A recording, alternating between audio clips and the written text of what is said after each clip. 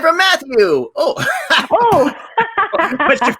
What is your favorite seafood? Well, my favorite seafood, Matthew, and of course, we're not really supposed to talk about this. We're not really supposed to talk about the fact that Ariel eats seafood, but I do love seafood.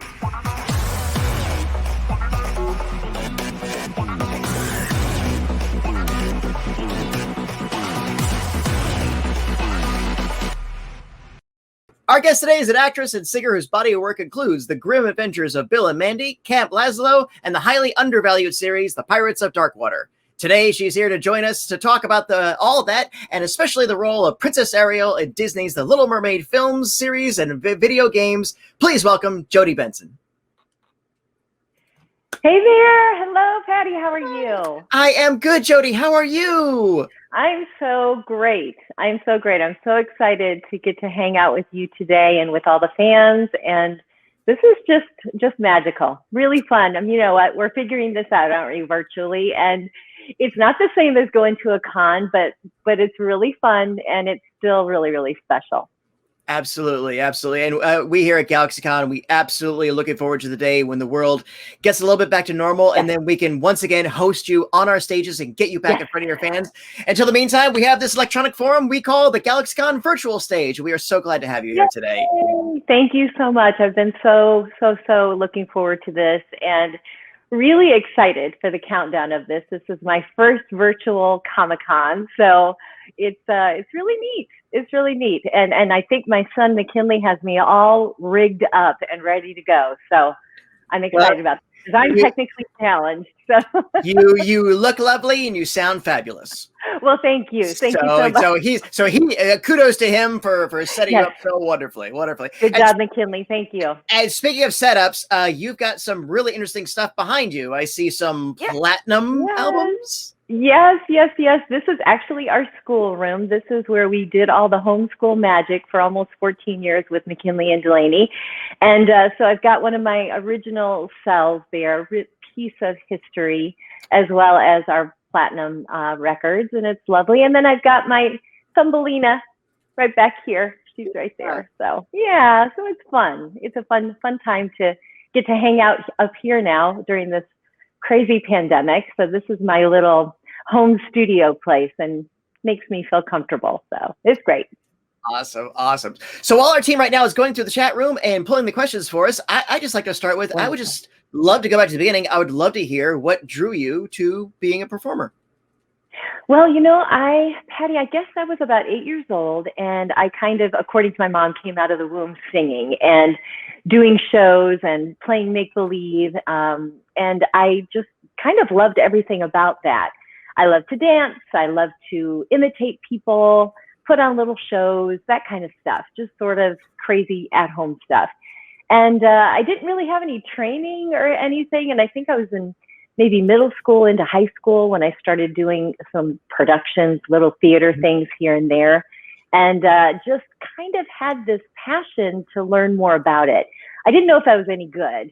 I had no idea if I was any good. But again, growing up in Rockford, Illinois, I had never seen a Broadway show. I had been to live theater before, and I'd taken some dance classes and had a couple of voice lessons here and there, but I just really loved to sing. And my sister, Jill, taught me how to play the 6-string guitar when I was 9, and she's 6 years older than I am. So there was, growing up at our Catholic church and school that we went to, we had a guitar mass, very hip, very contemporary guitar mass.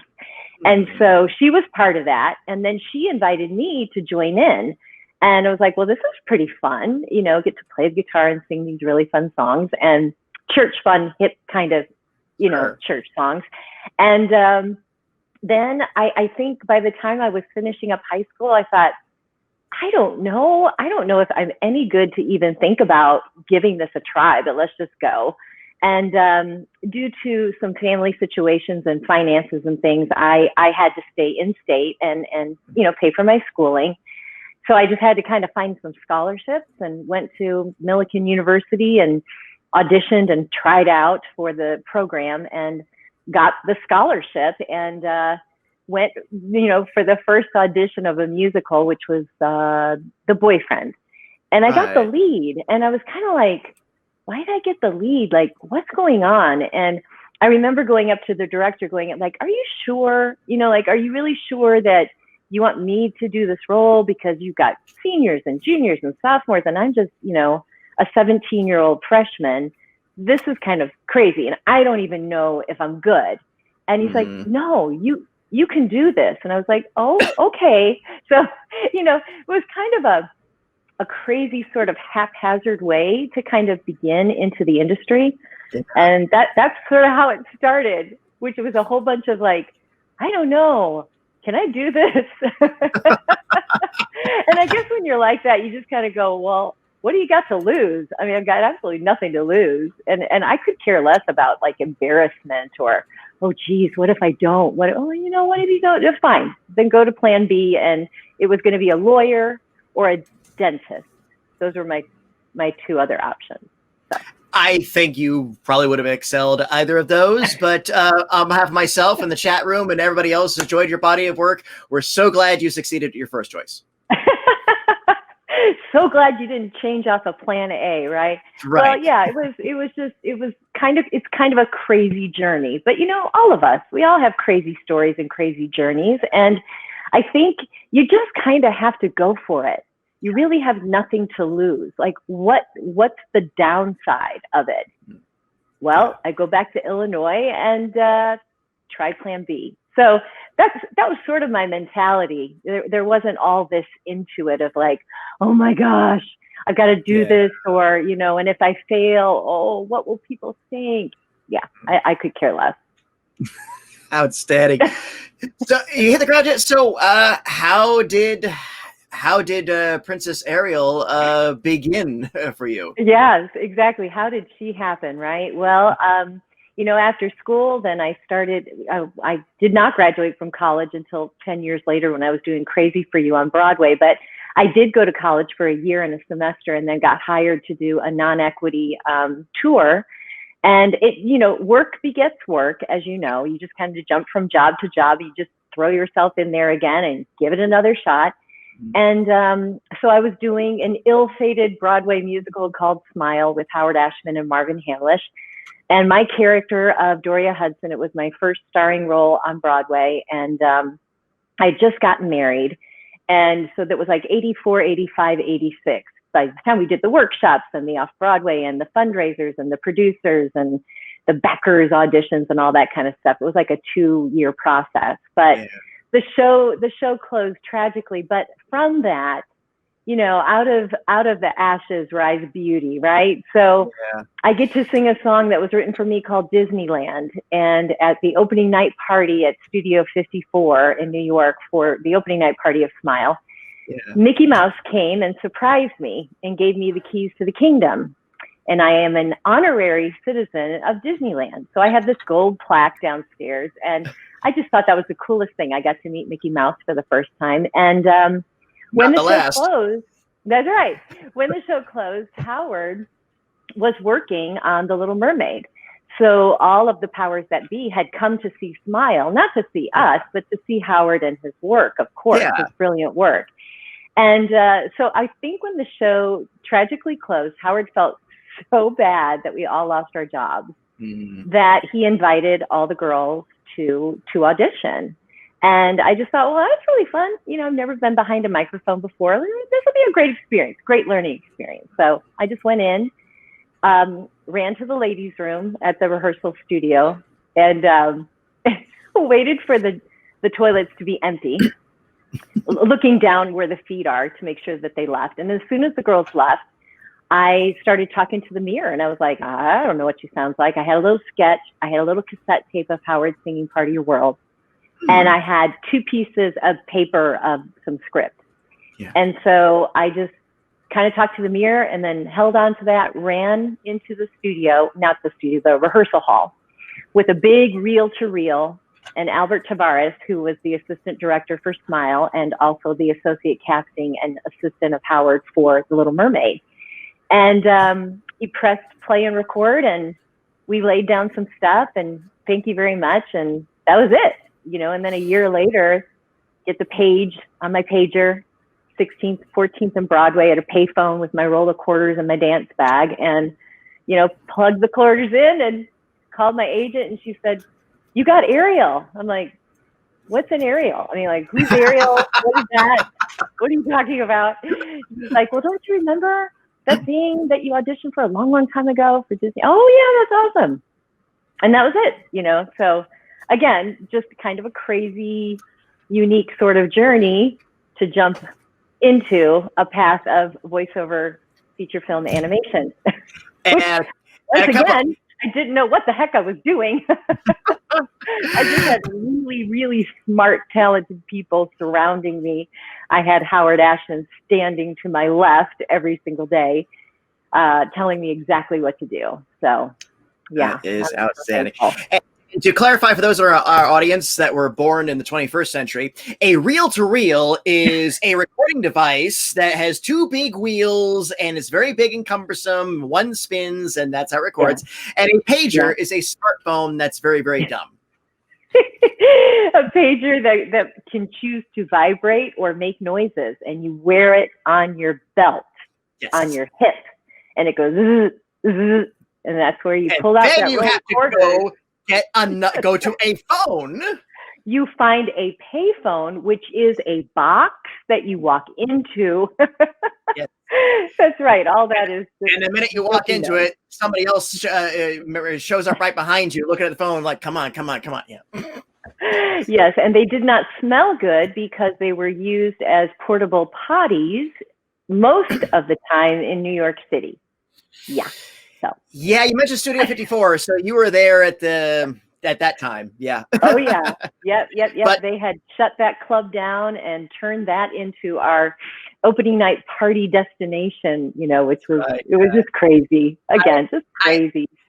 I have read about that musical. I am envious though you got to work with Marvin. Yeah, genius. I had two geniuses right there that I worked with for all that time during Smile. Both very unique, both very different, but both incredibly gifted and talented. And both of them had one quality that was very similar. I don't think they realized how talented they were, either one of them. It was interesting. I did not experience either one of them having an ego. And I learned a lot from that. I really watched both of them just trying to do their best work every single day, but kind of questioning always on the side that thing of, is this good? Is this good enough? Yeah. Is this as good as my last project? That kind of a thing. Yeah, that I think a lot of artists do that. We're always looking over our shoulder or asking our best friends, how was that? Was that okay? Yeah. And you have to ask the people that you really, really trust. Like I can ask my kids and I can ask my husband, honestly, after an event, like, did I really suck? Because I felt like I sucked. I feel like I really stunk it up, like big time stunk it up. And I think that the three of them can be very good about being brutally, wonderfully honest with me. Like, it was okay. It wasn't your best, that kind of stuff, which I appreciate. I do appreciate. Sure. So you got the part, and what was that experience like? Because it truly was the second great renaissance of Disney animation. Yes. And definitely heralded it on in. So, and you were there again, still working with cells, which they don't do anymore. Hand-drawn animation. So when did you actually come on in to actually start recording? My hire date is August of '86. My hire date. That's what my cast member card says on it. And then I went for that 2.5 year plus time. It came out in November 1989. So I probably did like a 14 days in that front part. And then the animation, of course, since it was hand drawn and hand painted. And we're talking about all the bubbles. Every single bubble. Yeah. Hand done. No. Yes. So from that time, and then at the tail end, when the picture was finished, Then I went in for maybe a couple 3-day sessions on ADR, the additional dialogue recording, where it's up on the screen, you get your beep beeps, you wear your headphones, and then you match, to match it perfectly with the lips. And that was really fun. I'd never done that before, so I learned a lot from that experience. I learned that I really enjoy that process. I know a lot of people hate that process. I find it incredibly challenging and get my brain going, and I really enjoyed that. So yeah, so it's kind of that 14 to 17 days over the course of 2.5+ years. But again, we had no idea the importance of our film. We had no idea what was riding on our film whatsoever. No clue whatsoever. So people ask all the time, like, did you expect the response? And I'm like, no, because we were just going to roll. They were just going to roll the credits quickly at the end. I don't think we were initially going to be at the credits at the beginning of the film. Just roll them at the end. So it was going to be more of a classic type of our previous films for Disney, where you don't really need to know who the voice was, because it's really about the character, not about the actor. So that's the premise that we were going on. And then, of course, a few months before the film came out, the PR department called and said, hey, can you go on a press tour? I'm like, why? I mean, why would you want me to do that? I thought we were going to be, hidden. And they're like, well, we're going a different way now. And I'm like, oh, okay. So I think I did 22 cities in 20 days or something like that. Wow. And then all of a sudden, the attachment was made of who the actors were with the actual voice. And I kept thinking, this is just so strange. I don't understand this. This is just really weird. Then the film came out and boom, and all of a sudden it's like, oh, wow, this is, because I was just going to LA, going back to New York, doing a Broadway show, jumping out to LA, coming back. And so it wasn't ever like, oh, the trajectory of your life is going to completely change now. I mean, that never crossed my mind. It was theater, it was Broadway, 8 shows a week, and that was it. So that all changed. That all changed very, very quickly after November when the film came out. Absolutely. I was actually working at a movie theater and it opened. And so I cleaned up a lot of popcorn in the theater. And the curious thing about it was that, sure, new kids animated movie. It'll be busy for a week. It was busy for 2 weeks, 3 weeks. Right. 4 weeks. And it kept going. And so when people always ask celebrities, oh, did you always know it was going to be a success? I always try to pose that into, when did you realize this was exceeding expectations? I think it was pretty much right after the holidays, because I just kept thinking, it's a lovely little holiday experience for families. And then boom, it kind of propelled and just kept going. And it did not die down. And then, we started with the television series, and then we started with all this ancillary product that I was back in the studio. And here I thought, it was a one and done. I really did. I really thought this was a one and done. It's just going to be, on my resume, this great experience. And that was it. I had no idea that I would be full-time with the company as a full-time cast member, and that, Disney would be my family. I just would never have guessed that in a million years. And indeed, you're right. Ancillary media, the series, stuff like that. Real quick, in between Mermaid, in between the original of the film and the series, you did do Pirates of Darkwater, which I'm a huge fan of. Thank you. Well, like I said, this animation world just kind of took off. And again, I wasn't expecting to change the course of my career at that time, but I got a call from Don Bluth Studios. We'd like you to be Thumbelina. I'm like, well, would you like me to audition? They're like, no, we know you can do it. Barry Manilow loves your voice. He heard you as Ariel, and he feels that Thumbelina lives inside of you. And so can you start working on that? So I started working on that in January 1990, right after Mermaid came out. So here I am going from, The Little Mermaid, walking into the studio with Barry Manilow at the piano standing up going, "Oh my gosh, Jodi, you're incredible. And I'm just so honored to work with you." And I'm like, I mean, like I could barely talk because I had every one of his albums, the LPs, and knew every song and every lyric, and huge Barry Manilow fan.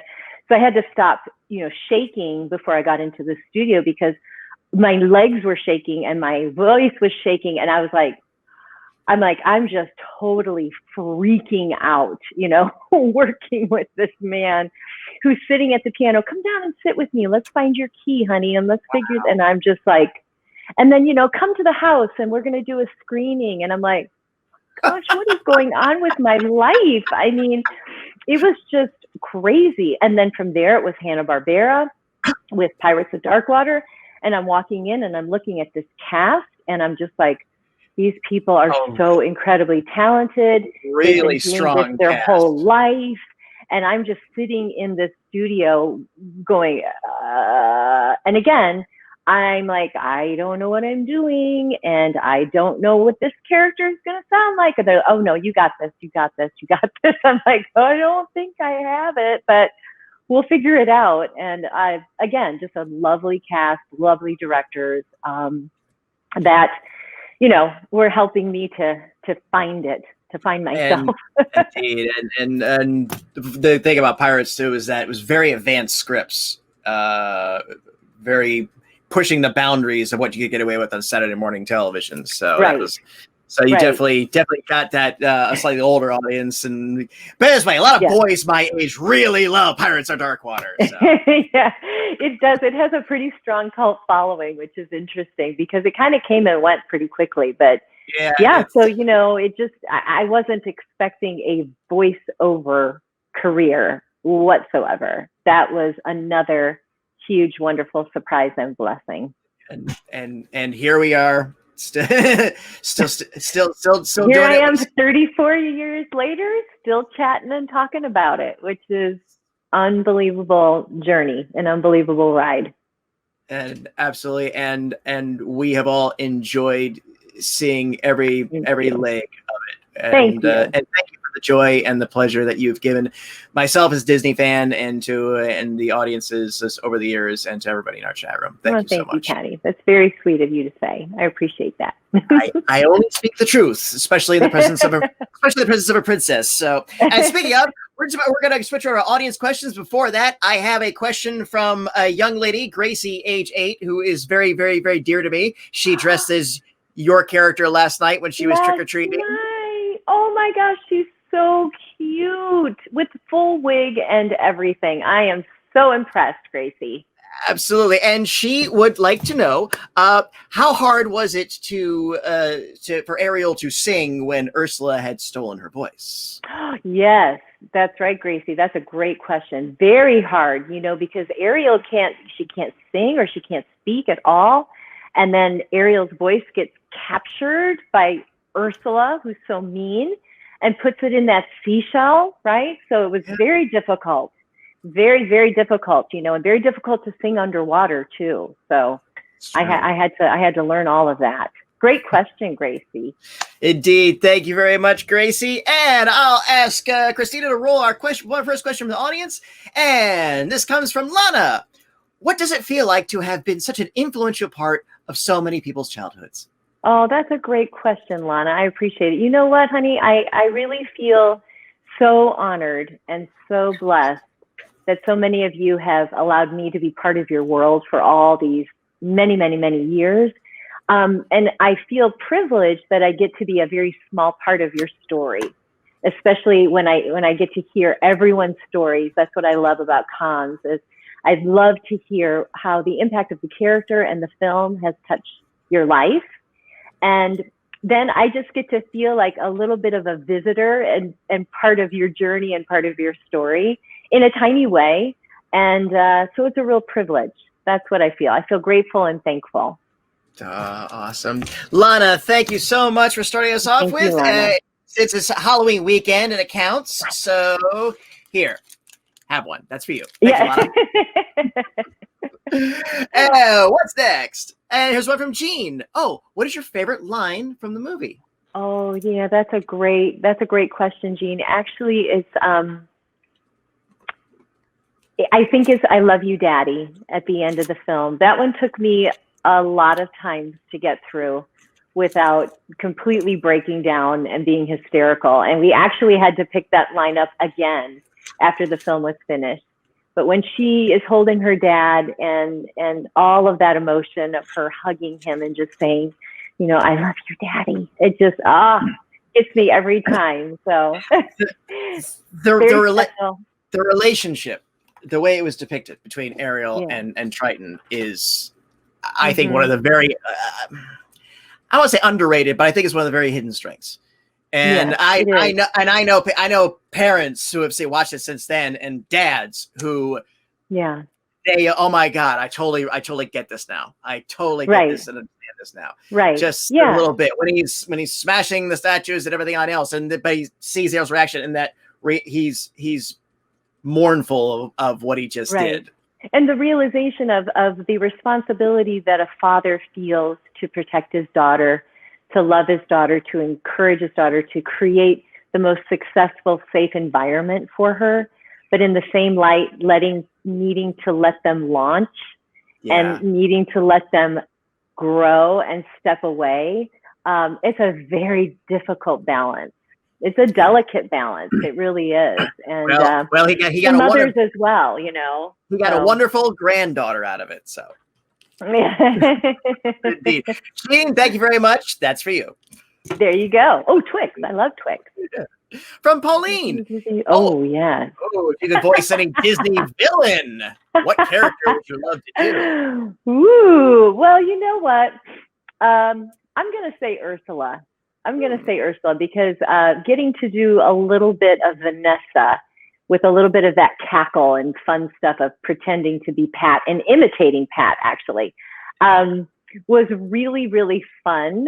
And I thought, oh, that would be really fun to get to play that whole role. You know, what would that be like? And of course, singing "Poor Unfortunate Souls" would be a dream come true. One of Howard's most brilliant songs of his lyrics. One of my favorites. Yeah, absolutely. A great question, sweetie. Yes. Pauline, thank you so much. Here, there's one for you. Okay. And from Matthew. What is your favorite seafood? Well, my favorite seafood, Matthew, and of course, we're not really supposed to talk about this. We're not really supposed to talk about the fact that Ariel eats seafood, but I do love seafood. I am particularly fond of salmon. I really am. Although our whole family absolutely loves sushi. And in fact, I had that yesterday. I'm probably going to have it today again. And, but I do love salmon. And I love sauce with salmon, like remoulade or whatever you call that. Remoulade. Oh, that yummy sauces that go with it. Yeah. I'm sorry, my nose is running today. I'm so sorry. It's a little chilly up here in the schoolroom. So actually, I think we could argue a pass with that, since salmon is a freshwater fish and Ariel comes from the saltwater ocean. So yeah. So we're gonna go with that. We're just gonna go with that. Make that work. Okay. Absolutely. Matthew, thank you very much. Good one. Here, have a Kit Kat. Okay. Oh, yummy. And from This Is Awesome. Did you have any memorable or funny moments when making The Little Mermaid?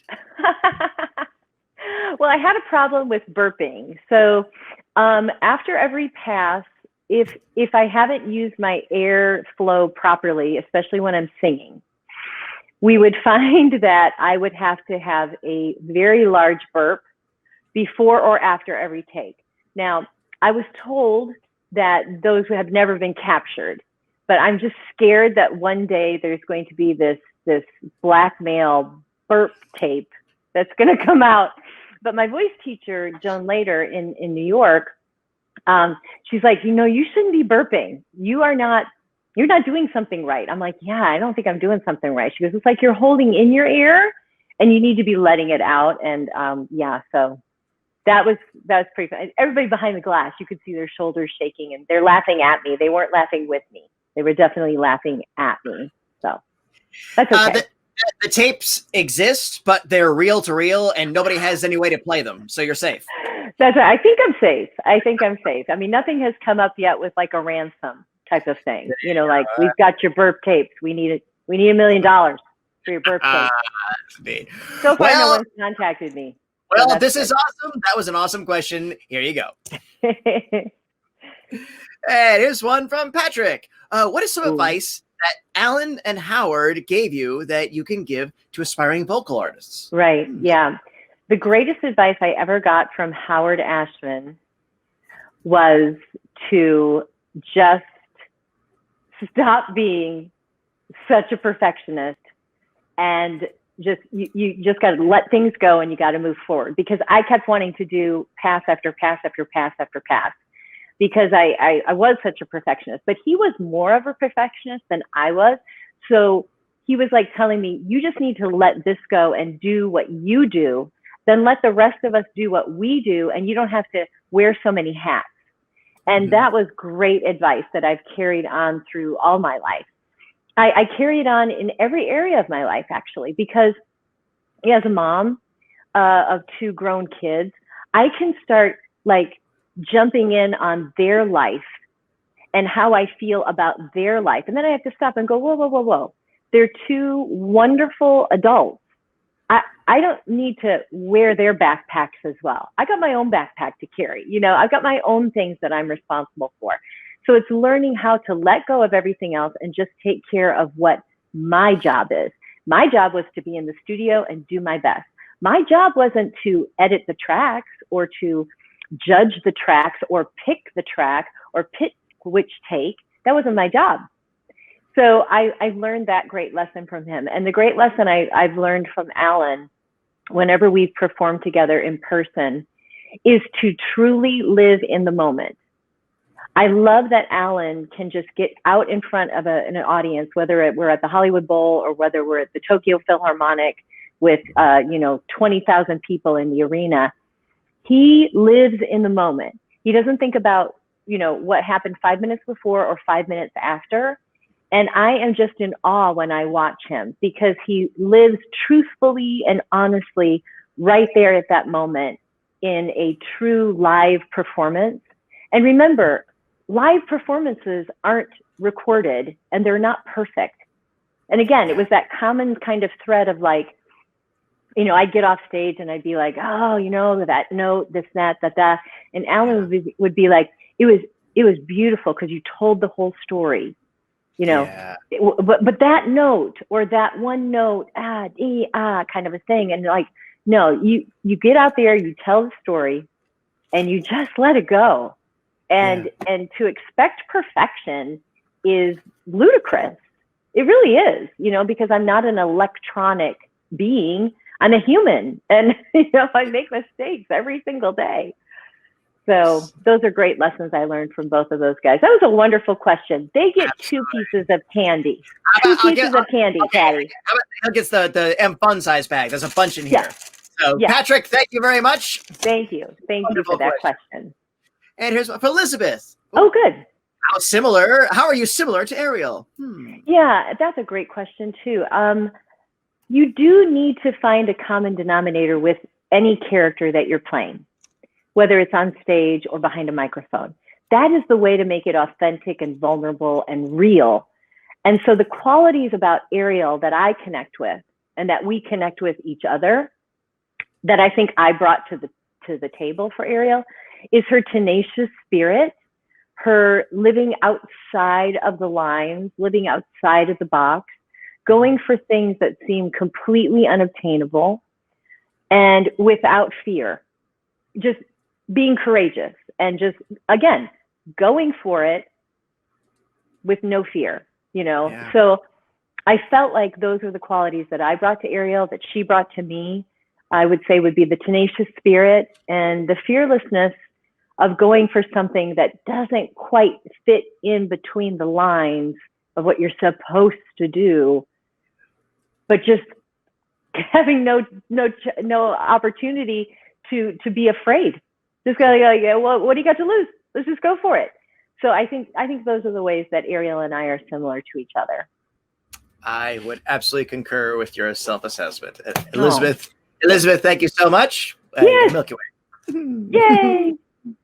Here's one from John. What is your Ooh. favorite Disney World or Disneyland ride or attraction? Yes. Well, we are parkaholics. That's what we call ourselves. We're parkaholics, our family. There must be a meeting for that of some sort. So at Walt Disney World, it's Everest Expedition. My record currently is 14 times in a row. I haven't done 14 times in a row in a while. The last record I had last year was 8 times in a row.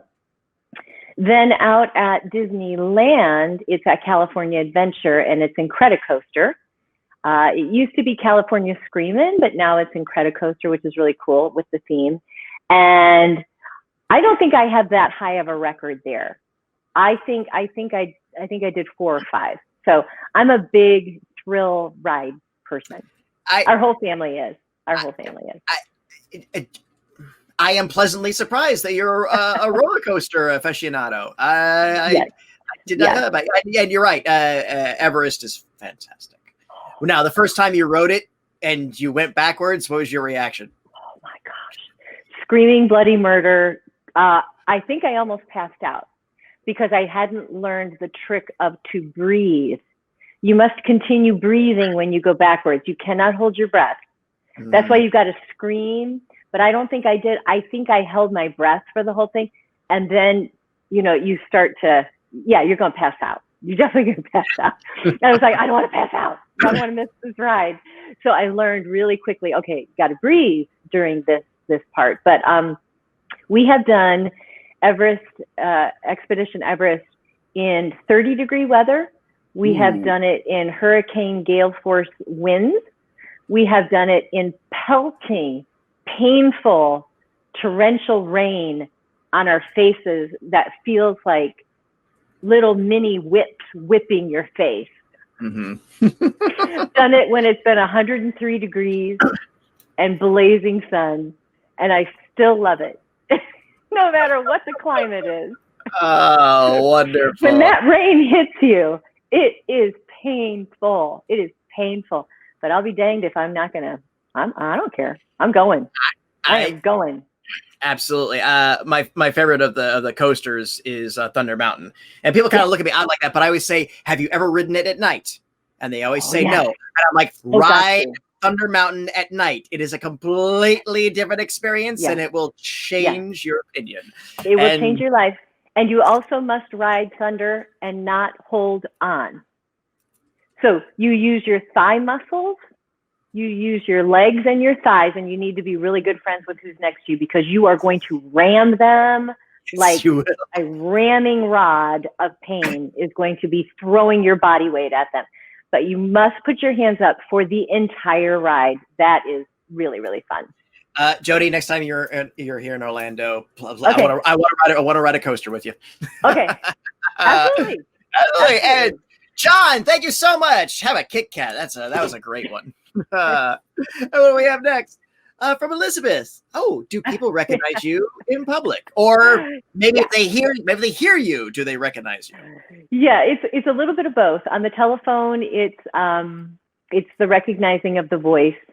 And if I ever have to give my name for something over the phone, if it's a purchase or some kind of an issue or whatever, and I give my name, they'll be like, "That is so funny. Do you know you have the exact same name as the voice of Ariel, the Little Mermaid for Disney?" I'm like, "No, you're kidding. That's so funny." And then I do get stopped a lot, which is awesome. I mean, it's part of the job, and I'm grateful. And but I am so proud of the film and so proud of the character, and I love meeting people. I will stop and do selfies till the day, till the cows come home. And so when I'm at Walt Disney World, remember, it's the only place at the parks where I can wear something that has Ariel on it. I can't wear an Ariel t-shirt anywhere else except at the parks. So every day I wear an Ariel t-shirt. I have 12 Ariel shirts, and I just wear them all the time when I go to Disney. And I wear my Ariel ears. They're actually my daughter's Ariel ears that my friends Lauren and Lois gave my daughter for her birthday, but they have ended up in my closet. So I have kind of borrowed them indefinitely. So now I wear my Ariel ears and my Ariel t-shirt. And, people would be like, oh, you're going to get recognized. I'm like, you know what? This is a twofold thing. First of all, this is my job and I'm proud of it. But second of all, where else can I dress like this? Yes. I mean, I can't go to the car wash. I can't go to Publix wearing Ariel ears and an Ariel t-shirt. So they just sit in the closet until I get to go to the parks. And why can't I? Why can't I wear that? And so, yes, I know what comes with that. It is a responsibility, but I always stop. I can't do autographs. I'm not allowed to do autographs, but I can do selfies. So we just walk and take selfies all day, every day at the park. And my kids are so great about it. And they're so sweet. They can radar me around. Mom, somebody needs you back there. Oh, thank you, babe. I appreciate that. So I'll stop and turn around because I'm probably oblivious, but the kids have really good radar to pick up on the needs of the people around, and I think when they were little, it was 3 or 4 people back in line, like. Yes, it starts with the whispering, the pointing, the looking, and my kids pick up on it. They'll go, Mom, when you exit, just wait because they want to, take a picture. I'm like, oh, great. Oh, thank you so much. Absolutely. I think when they were little bitty, it would delay us to get to their attraction. So we're talking like when they were 2, 3, 4. Mommy, come on, Mommy, I want to do, I want to get on this ride or what. Okay, absolutely, honey. It's going to take 20 seconds. 20 seconds. So they've kind of grown up with that their whole lives. And now they're so sensitive. They are so sweet and so sensitive about it. They just pick up on it long before I do. And I appreciate that. I really do. They're sweet with the fans. Mom, party of 3. Elizabeth, thank you. Here, have a Twix. And a reminder to our audience, if you'd like to chat with our guests like I am now or purchase an autograph, please sign up at GalaxyCon.com. I think we have time for 1 or 2 more, so let's do another. And this comes from Andriana. What is your favorite piece of Little Mermaid merchandise that you own? Great. Besides that. This cell here is very, very special to me. And I have a hand-drawn Ariel downstairs from my friend Glenn Keane, who is my lead animator my head animator for Ariel. That's really precious. I have a beautiful statue on our dining room table. That's very, very special to me. And so I would probably say those 3 things. And my honorary citizen Disneyland award is really special, and I see it every day, and it makes me smile. So that's a great question. Thank you. Thank you, Adriana. I'm an honorary monorail pilot. When they used to give those cards out, they don't anymore though. Yeah, well, cool. Yeah, if you were lucky enough to sit in the very front with the actual driver, he had these little cards to say to get up to the kids. Like, here you go, you're now an honorary Disney World monorail pilot. Yeah, that's awesome. Yeah, I love that. Thank you very much, Adriana. Here, and one. And I think we have time for one more. So let's go. Okay, awesome. One. From Danielle, what was your favorite Little Mermaid song to perform and why? Oh, well, I'm going to have to say Part of Your World. It's, of course, it's Ariel's song. It's her anthem. It's her story. It's her monologue that happens to be put to music. And story songs are near and dear to my heart. I love songs that take you on a journey. And I really think you can understand the heart of Ariel. And again, like Howard said, you need to have that I Want song at the very beginning of the film, the very beginning of a Broadway musical, because you need to fall in love with this character, and then you root for them until the very end.